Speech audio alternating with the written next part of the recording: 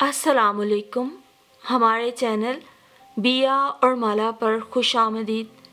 अगर आप हमारे इस चैनल पर पहली दफ़ा आए हैं या आपने अभी तक सब्सक्राइब नहीं किया तो बिया और माला को सब्सक्राइब करना ना भूलिए। इस घर में नोमी साहिब की दुहाई यूँ पड़ी होती जैसे उनके बगैर इस घर की कोई ज़रूरत पूरी ना होती हो। ये और बात है कि आने वाले लोग उन्हें मुलाजिम समझते, मगर वो मुलाजिम नहीं थे। वो सिर्फ ज़फ़र साहब के साले थे, जिन्हें उनके वालिदैन ने उनकी आदतें सुधारने, काम सिखाने, किसी भी काम में लगाने और तालीम के लिए ज़फ़र साहब के पास भेजा था। ज़फ़र साहब सारे काम तो नहीं कर सकते थे ना, इसलिए उन्होंने इतना ही किया कि उन्हें घर के कामों में लगा दिया। उनके बच्चों को स्कूल ले जाना, फिर लाना, ऊपर जाकर पानी की टैंकी चेक करना, मोटर चला के टैंकी भरना, बर्तन उठाना, नौकर ना होने पे अंदर बाहर के फेरे, चाय लाना, गर्ज ये के बहुत से काम थे। ज़फ़र साहब बहुत मेहमान नवाज थे। उनके यहाँ बहुत मेहमान आते। उनकी वालिदा के मिजाज की वजह से कोई नौकर नहीं टिकता था।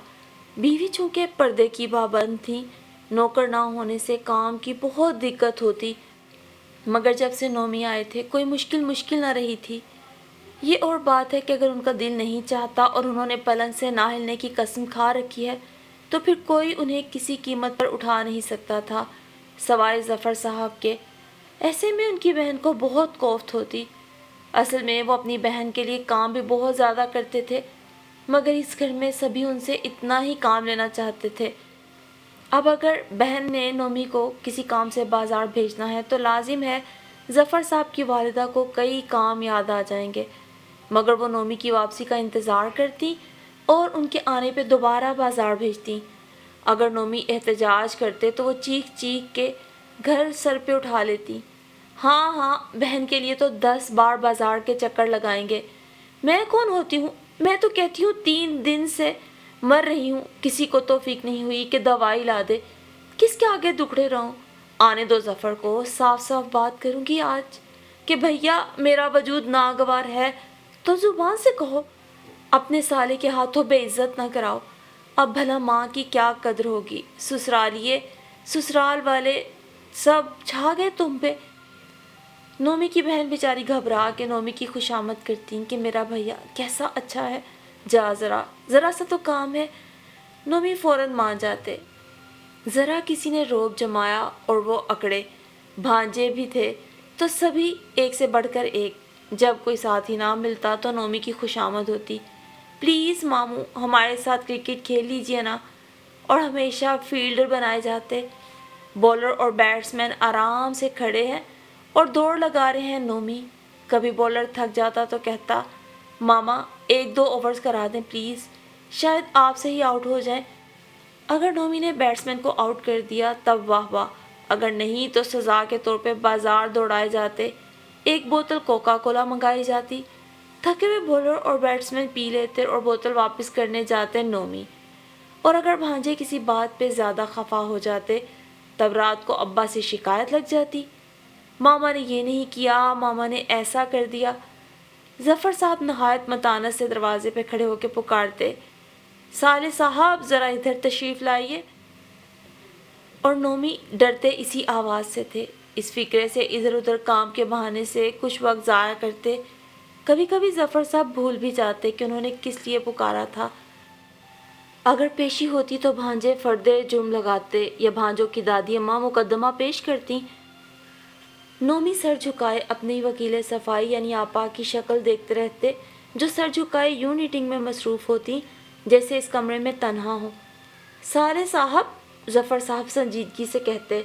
नोमी हकलाते, जी बहुत अफसोस है, हमें आपसे ये उम्मीद न थी।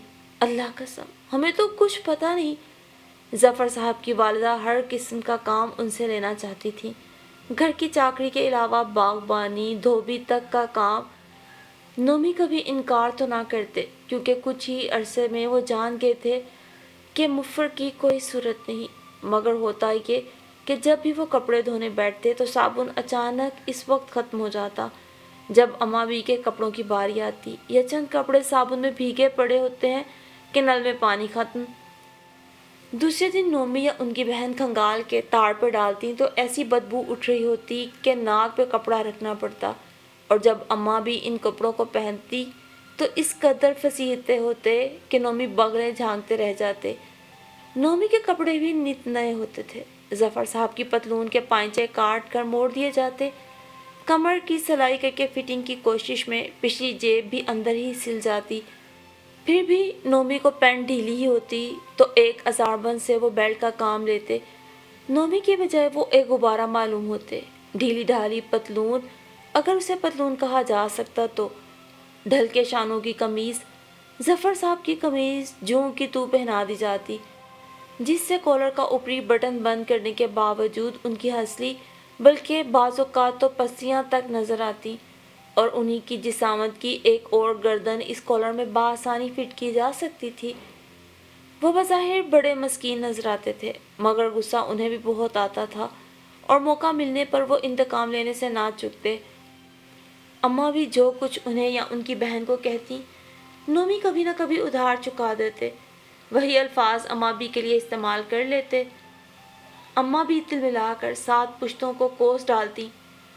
رمضان کا مہینہ آیا، ظفر صاحب اور ان کی بیوی باقاعدہ اہتمام سے روزے رکھنے لگے۔ اب نومی بھی ان کا شریک ہو گیا۔ اماں بھی روزہ نہیں رکھتی تھی۔ روزے میں نومی کی بہن نومی سے کام لینے میں احتیاط کرتی تھی، مثلاً دوپہر میں یا روزہ افطار ہونے کے قریب انہیں نہ تو بازار بھیجا جاتا، نہ کوئی بھاری کام لیا جاتا۔ ایسے تمام کام صبح ہی ان سے لے لیے جاتے تھے۔ اس کے باوجود اماں بھی ان سے ہر وہ کام لینا چاہتی جس سے نومی کو تکلیف پہنچے، وہ غصے میں کوئی نقصان کر بیٹھے اور بعد میں ظفر صاحب سے ڈانٹ پڑوائی جائے۔ وہ ان سے چینی کے برتن اٹھواتی، جگ گلاس منجواتی، دھلواتی، دسترخوان پہ کھانے پینے کی سب چیزیں رکھواتی۔ بھوک پیاس سے ان کی حالت غیر ہو رہی ہوتی، مگر وہ کام کیے جاتے۔ ان کی بہن دکھ کی نظروں سے انہیں دیکھتی۔ جو ہی نومی کو اندازہ ہوتا کہ بہن ان کے کام کرنے سے خوش نہیں، وہ ارادتاً گلاس توڑ دیتے، پلیٹ ہاتھ سے چھوڑ دیتے۔ اماں بھی کے چیخنے چلانے پہ مسکینی سے کہتے، کمزوری کی وجہ سے ہاتھ سے چھوٹ گئی یا چکر آ گیا تھا۔ ظفر صاحب بھی نومی کی حمایت کرتے۔ وہ عین افطار کے وقت کسی روزے دار سے کام لینے کے قائل نہ تھے۔ اماں بھی الٹا آگ بگولا ہو جاتی، اتنا کھانے والا کبھی کمزور ہو سکتا ہے، ہڈ حرام۔ ایک روز کا ذکر ہے، شام کے وقت سب ٹی وی دیکھ رہے تھے، بڑا دلچسپ کارٹون آ رہا تھا۔ اماں بھی بار بار نومی کو کسی کام سے بلا رہی تھیں، مگر وہ بھانجوں کے ساتھ ٹی وی دیکھنے میں مصروف تھے۔ اماں بھی چیختی چلاتی کمرے میں آئیں، ان کی آواز میں ٹی وی کی آوازیں دب گئیں۔ بچے دادی پہ خفا ہونے لگے اور نومی پر بھی، جن کی وجہ سے دادی نے ان کا مزہ کرکرا کر دیا تھا۔ نومی غصے میں تل ملا اٹھے، چاہتے تھے کہ ٹی وی بند کر دے، مگر اس سے پہلے کہ وہ ٹی وی بند کریں، جانے کیا ہوا، ایک دم چھناک ایک ہلکا سا دھماکہ ہوا اور ٹی وی تاریک ہو گیا۔ سوئچ بند کر کے معائنہ کیا گیا تو پتہ چلا اس کی اسکرین ہی ٹوٹ گئی۔ اماں بھی فوراً چیخنے لگی کہ نومی نے غصے میں اور ضد میں یہ اسکرین توڑی، وہی اس وقت اس کے قریب تھا۔ اب نومی حیران، ہر چند صفائی پیش کرتا کہ میں نے نہیں توڑی، مگر اماں بھی کے مقابلے میں ان کی کون سنتا تھا۔ پھر کیا، ظفر صاحب کے سامنے مقدمہ پیش ہوا، قیمتی چیز کا نقصان ہوا تھا، معاف کرنے کی بات نہ تھی۔ جب نومی کے خلاف فیصلہ ہونے ہی والا تھا تو اظہر نے کچھ سوچ کر کہا، نومی ماما کے ٹی وی بند کرنے سے پہلے ہی دادی اماں نے دوپٹے کا پلو بھی تو ہلایا تھا۔ اس کے ٹی وی پر لگتے ہی چھند کی آواز آئی۔ اب دادی نے خوب واویلا کیا کہ وہ تو اسکرین پہ بیٹھی مکھی اڑا رہی تھی، اس سے کہیں ٹی وی ٹوٹ سکتا ہے۔ مگر اظہر کہے جاتا تھا کہ نومی ماما کا ہاتھ تو دور تھا، دادی کے پلو لگتے ہی چھند کی آواز آئی۔ غرض یہ کہ شک کا فائدہ دیتے نومی بری کر دیے گئے، جس سے اماں بھی کو سخت خوف ہوئی۔ وہ بار بار دلائل سے ثابت کرنے کی کوشش کرتی رہیں کہ قصوروار دراصل نومی ہے۔ ان کی چیخو پکار سے اتنا ضرور ہوا کہ ظفر صاحب نے نومی کے صرف ایک تھپڑ مارا اور آئندہ ٹی وی دیکھنے پہ پابندی لگا دی۔ دوسرے روز نیا ٹی وی آ گیا۔ خود اماں بھی کمرے میں جا کر بیٹھی تاکہ اگر نومی کہیں سے تانگ جھانک کرے تو ظفر صاحب کو مطلع کر سکیں اور اسے سزا دلوائیں، مگر نومی برآمدے میں پلنگ پر بیٹھے غور و فکر میں مبتلا تھے۔ دل ان کا بھی للچا رہا تھا، ٹی وی کی آوازیں بھانجوں کی ہنسی اپنی جانب بلاتی تھی، مگر دولہا بھائی کا سخت حکم تھا کہ وہ ٹی وی نہ دیکھیں۔ جب کہیں زور سے میوزک بجتا، جی چاہتا کہ دروازے سے جھانک کے ہی دیکھ لیں، مگر بڑی بی دروازے میں اڑی بیٹھی تھی۔ نہایت دلچسپ فلم تھی، یقیناً کوئی انگلش فلم جس پر ان کی جان جاتی تھی۔ ویسے انہیں اماں بی کی نگرانی کی ایسی پرواہ نہ تھی، مگر دولہا بھائی کا حکم ٹالنے کی مجال نہ تھی۔ اماں بی نے انہیں تنگ کرنے اور للچانے کی ایک اور ترکیب نکالی، وہ یہ کہ آواز دے کر نومی سے پانی مانگا۔ وہ شیشے کے گلاس میں پانی لے کر آ گئے۔ انہوں نے ٹی وی پہ نظر نہ ڈالی۔ بڑی بی سخت جز بز ہوئی۔ انہیں نومی سے اللہ واسطے کا بیڑ تھا۔ پھر انہوں نے گلاس ہاتھ میں لے لیا۔ اے ہے، ذرا جانا تو میرے پلنگ پر میرا دوپٹہ پڑا ہے، وہ تو لے آؤ۔ نومی فوراً پلٹ آئے۔ دوپٹہ اٹھایا تو انہیں کچھ وزن کا احساس ہوا۔ آنچل ٹٹولتے ہوئے کمرے میں آئے تو وہ کچھ سوچ رہے تھے۔ بڑی بی نے انہیں اندر آتا دیکھ کر گلاس منہ سے لگایا۔ جو ہی منہ سے گلاس ہٹا، نومی نے دوپٹے کا پلو ان کی طرف پھینکا، یہ کہتے ہوئے، ارے یہ مکھی کہاں سے آ گئی؟ دوپٹہ اماں بی کے ہاتھ پر لگا، چھن سے گلاس ٹوٹ کر گرا۔ وہ بدحواس ہو کر چلائیں۔ نومی نے گھبرا کے کہا، میں نے تو مکھی اڑائی تھی، میرا تو ہاتھ بھی نہیں لگا۔ یہ تو سب نے دیکھا کہ نومی اماں بی سے کچھ فاصلے پہ کھڑے تھے۔ پھر بھی ظفر صاحب خفا ہونے لگے تو انہوں نے تجربتاً دوبارہ آنچل ان کی طرف لپکایا۔ ایسے کیا تھا میں نے تو۔ اب کہ اماں بی کے ہاتھ میں پڑی سبز کانچ کی چوڑی چھن سے ٹوٹی۔ اچانک اظہر نے کہا، بس اسی طرح تو دادی اماں نے بھی کیا تھا جب ٹی وی ٹوٹا تھا، یہی دوپٹہ تو دادی اماں کے ہاتھ میں تھا۔ ظفر صاحب نے دوپٹہ نومی کے ہاتھ سے لیا۔ اماں بھی برابر چلا رہی تھیں کہ مجھ نگوڑی پہ بہتان باندھے جا رہے ہیں، اور نومی بہت بدذات، چالاک اور کمینہ ہے۔ وہ کلائی مسلے جا رہی تھی، جانے کیسی چوٹ لگی تھی۔ ظفر صاحب نے دوپٹہ پورا کھولا، اس کے آنچل میں اماں بی کی چابیوں کا گچھا بندھا ہوا تھا۔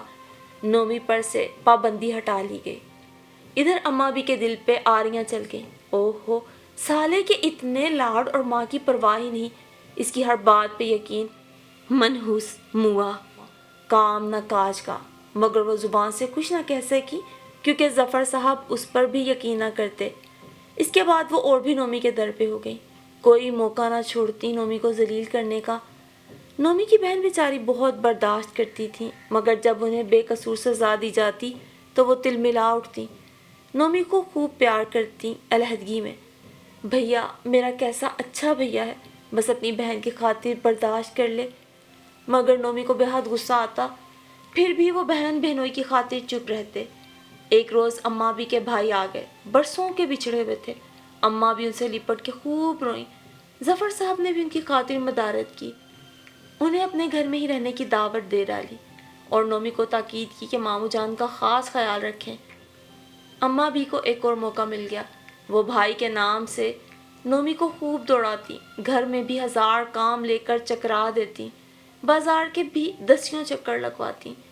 ٹرے میں کھانے لے کر آئیں تو نومی، ماموں کا بستر درست کریں، پلنگ اندر باہر کریں تو نومی، سر میں تیل مالش کرنے کو انہیں بلایا جاتا، اور بدن دبانے کے لیے بھی نومی کی پکار۔ دن بھر کے تھکے ہوئے نومی کو رات کی بیڈ ٹی سخت ناگوار گزرتی تھی۔ اس رات خوب بارش ہوئی، دھواں دھار بارش، پل بھر میں جل تھل ایک ہو گیا۔ اچانک ماموں کی طبیعت خراب ہو گئی۔ ظفر صاحب نے کہا، ہارٹ اٹیک لگتا ہے۔ سب گھبرا گئے۔ گھر میں جو دوائیں موجود تھیں پہلے وہ دی گئیں، مگر ان کی حالت دم بدم بگڑتی گئی۔ ظفر صاحب بہت پریشان ہو گئے۔ تیز بارش میں برساتی اوڑھ کر وہ ڈاکٹر کی تلاش کے لیے چلے۔ باہر جا کر انہوں نے نومی کو پکارا۔ نومی بیچارے باہر کار تک جاتے جاتے بھیگ گئے، سردی میں سکڑ کر کار میں بیٹھے۔ سڑک پر جا بجا پانی کھڑا تھا۔ بارش اتنی تیز تھی کہ وائپر پورے طور پہ کام نہ کرتا تھا۔ کبھی کبھی ایک چادر سی سامنے آ جاتی اور ظفر صاحب گھبرا جاتے۔ ابھی شام ہی تھی لیکن تمام دکانیں بند ہو چکی تھیں، کوئی کلینک کھلا نہ تھا۔ اندھوں کی طرح راستہ اندازے سے دیکھتے بھالتے آخر ایک ڈاکٹر کا گھر تلاش کر ہی لیا۔ ڈاکٹر ساتھ چلنے پر رضامند ہو گئے۔ گھر آ کر ڈاکٹر نے ماموں کو خوب اچھی طرح معائنہ کیا، انجیکشن لگایا، اس سے کافی سکون ہوا۔ ڈاکٹر نے نسخہ لکھ دیا اور کہا کہ یہ تمام دوائیں جتنی جلد ممکن ہو لا کر استعمال کرائیں، انجیکشن بھی بے حد ضروری ہیں۔ رات بھر میں یہ 4 انجیکشن وقفے وقفے سے لگ جائیں تو صبح تک ماموں بالکل تندرست ہو جائیں گے۔ انہوں نے ایک دوا خانے کا پتہ بھی بتا دیا جو رات بھر کھلا رہتا ہے۔ ظفر صاحب پھر نومی کو لے کر نکلے۔ پہلے ڈاکٹر کو ان کے گھر چھوڑا، پھر دوا خانے کی تلاش شروع ہوئی۔ دوا خانہ ملا مگر بند تھا۔ اگر وہاں کوئی شخص تھا بھی تو وہ طوفانی بارش کے شور میں ظفر صاحب کے دروازے پیٹنے کی آواز نہ سن سکا۔ کافی دیر سالے بہنوئی دروازے پہ دستک دیتے رہے۔ سردی اور تیز ہوا کے جھونکے پیر اکھاڑے دے رہے تھے۔ مایوس واپس لوٹے۔ ظفر صاحب تو شاید گھر ہی جانے کے لیے کار میں بیٹھے، لیکن نومی نے خوشامد کی کہ ایک بار دوسری دکان کا پھر سے جائزہ لیا جائے، شاید اتفاق سے کوئی کھلی ہو یا کم از کم کوئی آدمی ہی وہاں موجود ہو۔ ایک بار پھر سارے بازار کا چکر لگایا گیا، جہاں جہاں کیمسٹ کی دکان کا علم تھا، ہر جگہ، پھر لیکن بے نتیجہ نکلا۔ اچانک مایوسی کے اندھیروں میں روشنی کی کرن لہرائی۔ ظفر صاحب کو یاد آیا ان کے ایک شناسا نے کیمسٹ کی دکان کھولی تھی چند دن کے لیے، پھر کاروبار فیل ہو گیا، دکان بند کرنا پڑی۔ اب وہ کپڑے کا کاروبار کرتے ہیں جو بے حد فائدہ مند ثابت ہوا، مگر وہ پچھلے کاروبار کا شوق ابھی چھٹا نہیں تھا۔ آج کل وہ سول اسپتال میں دوائیں سپلائی کرنے کا کام کر رہے تھے۔ یقیناً ان کے پاس یہ دوائیں مل سکتی تھیں، لیکن ان کا گھر پرانے شہر میں تھا، جہاں نشیبی علاقہ ہونے کی وجہ سے پورا علاقہ تالاب بنا ہوا تھا۔ سڑکیں پانی سے بھری تھیں، کسی گڑھے میں گر جانے کا یا گاڑی کے پھنس جانے کا خطرہ موجود تھا، لیکن اللہ کا نام لے کر ظفر صاحب نے پرانے شہر کا قصد کیا۔ سنبھل سنبھل کر اور جوں کی رفتار سے آخر کار وہ لوگ وہاں پہنچ ہی گئے۔ گلی میں بھی پانی اور مکان تک پہنچنے پہ گاڑی بیک کرنا ناممکن۔ چنانچہ انہوں نے گھر کا نمبر بتا کر نومی کو بھیجا۔ پانی میں شپڑ شپڑ کرتے، بارش میں نہاتے نومی کا کسی طرح مکان تک پہنچنا ممکن ہو ہی گیا۔ شکر تو یہ کہ وہ صاحب پہلی ہی دستک پہ دروازہ کھول کے سامنے آ گئے۔ نومی نے کانپتے ہوئے تمام پریشانی کہہ سنائی۔ وہ صاحب کچھ سوچ میں پڑ گئے۔ اسپتال کی دواؤں کا سٹاک جو آج وہاں پہنچ جانا چاہیے تھا، بارش کے طوفان کی وجہ سے نہ جا سکا تھا۔ قیمت وہ وصول کر چکے تھے، اس لحاظ سے وہ ان دواؤں کو اپنے پاس بطور امانت رکھے تھے، لیکن ایک جان کی قیمت کا اندازہ کر کے وہ اس پر خیانت کرنے میں رضامند ہو گئے۔ میں صرف انسانی ہمدردی کے رشتے یہ دوائیں آپ کو دے رہا ہوں، انہوں نے دوائیں دیتے ہوئے کہا، اس یقین کے ساتھ کہ ابھی اسپتال میں بھی ان کی ضرورت نہیں اور آپ کو ایک جان بچانے کے لیے ان کی فوری ضرورت ہے۔ خدا میرے اس جرم کو معاف کرے۔ پھر جب وہ گھر واپس آئے تو دونوں سردی سے کانپ رہے تھے۔ نومی کے تو ہونٹ بھی نیلے ہو رہے تھے اور جسم بالکل یخ، لیکن دوا ملنے کی کامیابی نے انہیں جسمانی کیفیات سے بے نیاز کر دیا۔ ظفر صاحب بھی بہت متاثر اور احسان مند تھے۔ دعاؤں کا پیکٹ انہوں نے نومی کے حوالے کر کے کہا، تم احتیاط سے لے کر چلو، میں کار اندر کر کے آتا ہوں۔ بہت سنبھل سنبھل کے قدم دھرتے نومی گھر کے اندر پہنچے۔ وہ جانتے تھے ماموں کی زندگی کا انحصار اللہ کی ذات کے علاوہ انہی دواؤں پر ہے۔ گھر کے اندر پہنچ کر انہیں اپنی حالت کا احساس ہوا۔ وہ بری طرح کانپ رہے ہیں۔ ہاتھ میں پکڑے پیکٹ بھی بری طرح کانپ رہے تھے۔ ان کے ہاتھ بے جان ہو رہے تھے، مگر وہ زبردست کوشش کے ساتھ انہیں مضبوطی سے پکڑے ہوئے تھے۔ انجیکشن اگر گر کر ٹوٹ گئے تب ماموں بیچارے کی زندگی خطرے میں پڑ جائے گی اور ان صاحب کی انسانی ہمدردی ضائع ہو جائے گی۔ ان کی بہن نے سب سے پہلے انہیں دیکھا تو ان کی ظاہری حالت دیکھ کے گھبرا گئی۔ نومی اپنی آپا کو داد طلب نظروں سے دیکھنے لگا۔ دوائیں ان کے ہاتھ میں تھیں اور وہ تھر تھر کانپ رہے تھے، پھر بھی وہ مسکرا رہے تھے۔ اتنے میں ظفر صاحب بھی آگے اور نومی کے حوصلے اور ہمت کی تعریف کرنے لگے۔ ادھر نومی کا خون بڑھ رہا تھا، اماں بھی جل کے کوئلہ ہوئی جا رہی تھیں۔ ظفر، سالے کی تعریفیں بعد میں کر لینا، پہلے میرے بھائی کی جان بچا، انجیکشن لگا جلدی سے۔ اتنی دیر کہاں لگا دی؟ ظفر صاحب نے اپنی بیوی سے سرنج ابالنے کو کہا اور انہیں اپنی پریشانی بتانے لگے، مگر اماں بھی کو ان کی پریشانی سے کوئی تعلق نہ تھا۔ وہ تو پھر سے نومی پہ برسنے لگی۔ ایک کمبخت ایک جگہ پہ کیوں جم گیا ہے، آگے بڑھ۔ نومی نے ان کی آنکھوں میں پریشانی دیکھی، گویا انہیں بھی اپنے بھائی سے ویسی ہی محبت تھی جیسی آپا کو نومی سے۔ وہ سوچ ہی رہے تھے کہ بڑی بھی نے چھڑی اٹھا کر ان کی کمر پہ دے ماری۔ سنتا نہیں، دوائیں نکال۔ ان کے ٹھرے ہوئے جسم پر تو اس چھڑی کی مار کا کیا اثر ہوتا، مگر نومی کی بہن کے دل پہ جیسے چوٹ سی لگی، اور جب غصے سے تل ملا کر اماں نے دوسری بار پھر زور سے نومی کے چھڑی ماری تو آپا کے منہ سے ہلکی سی چیخ نکلی۔ نومی نے دیکھا وہ جنہیں سردی سے کامتا بھیگا ہوا اور نیلا جسم دیکھ کے کھڑی ہو گئی تھیں۔ اماں بھی کی مار سے خود رونے لگی۔ نہ ماریے، ان کے منہ سے بے ساختہ یہ دبا ہوا فکرہ ایک دل خراش فریاد کی طرح نکلا۔ ظفر صاحب نے پلٹ کر اپنی اماں کو دیکھا اور کہا، اماں کیوں مارتی ہو اسے؟ دوائیں وہی تو لایا ہے، میری تو ہمت ٹوٹ چکی تھی۔ مگر نومی نے بارش سردی کی پرواہ نہ کری۔ ارے اب دوا تو آ گئی ہے، کیا دیکھنے کے لیے آئی ہے؟ میرا بھائی کیسا کیسا تڑپا، اور ڈاکٹر نے بھی کہا تھا کہ جلد سے جلد دوا کھلائیں، انجیکشن لگائیں، مگر تمہیں سالے کے آگے کچھ نظر ہی نہیں آتا۔ تعریفیں ہو رہی ہیں، میرے دل پہ کیا گزر رہی ہے، دل چیخ کے دیکھو تو پتہ چلے۔ اماں بھی کی آواز کہیں دور سے آ رہی تھی۔ نومی کے کان تو بس اپنی آپا کی ایک آواز کو جذب کر کے دوسری آوازوں سے آری ہو چکے تھے۔ ان کی نظریں اپنی بہن کے آنسوؤں سے لبریز آنکھوں میں پیوست ہو کے رہ گئیں۔ وہ ساکت و سامت کھڑے اپنی بہن کو آنسو پیتے دیکھ رہے تھے، اور ہاتھ میں دوائیں تھیں۔ نہ وہ آگے بڑھے، نہ ان کی آپا ان کی جانب آئی، اور اماں بھی دونوں بہن بھائی کو برا بھلا کہنے لگی۔ نومی نے اماں بھی کی طرف نظر ڈالی اور اچانک ان کا جی چاہا ان بے رحم آنکھوں میں بھی آنسوؤں کا دریا بہے، یہ آنکھیں بھی اسی طرح بھیگ جائیں جیسے میری آپا کی آنکھیں بھیگی رہتی ہیں۔ آنسوؤں کا بدلہ آنسو۔ انتقامی جذبے نے ان کے چہرے پہ خون کی سرخی پھیلا دی۔ غصے اور نفرت سے وہ جسم میں آگ سے دوڑتی محسوس کر رہے تھے۔ ہاں، یہ موقع ملا تھا اس بے رحم سنگ دل بد مزاج بڑھیا کو مزہ چکھانے کا۔ آنسو، زندگی بھر آنسوؤں میں ڈوب جانے والی آنکھیں۔ اماں بھی کی آنکھیں تمام زیادتیوں کا بدلہ چکانے کی ساتھ آ چکی تھی۔ انہوں نے پیکٹ اور مضبوطی سے پکڑ لیا اور اپنے ہاتھ ہوا میں بلند کر دیے۔ ظفر صاحب ان کی طرف بڑھ رہے تھے دوائیں لینے کے لیے۔ وہ قدرے سراسیمہ تھے۔ اماں بھی نومی کے ارادے سے آگاہ ہو کر محض اپنی چیختی آواز میں ارے ارے کر رہی تھی۔ نومی کے چہرے پہ نفرت تھی، غصہ تھا، اور کمرے میں موجود ہر شخص نومی کے اگلے اقدام کا منتظر۔ نومی نے آنکھیں بند کر کے تصور میں دیکھا، انہوں نے پیکٹ زمین پہ پٹک دیا ہے، دوائیں بہہ رہی ہیں، انجیکشن ضائع ہو چکے ہیں، اور اماں بھی سینہ کو بھی کر رہی ہیں، زاروں قطار رو رہی ہیں۔ ماموں نے گردن ایک طرف ڈال دی، وہ مر چکے ہیں۔ ساتھ ہی اماں بھی کی دل دہلا دینے والی چیخیں۔ آہ، کتنا حسین لمحہ تھا، کیسا دلکش خواب۔ ان کی روح تک سرشار ہو گئی۔ آسودگی اور مسرت سے بھرا سانس لے کر انہوں نے آنکھیں کھولی۔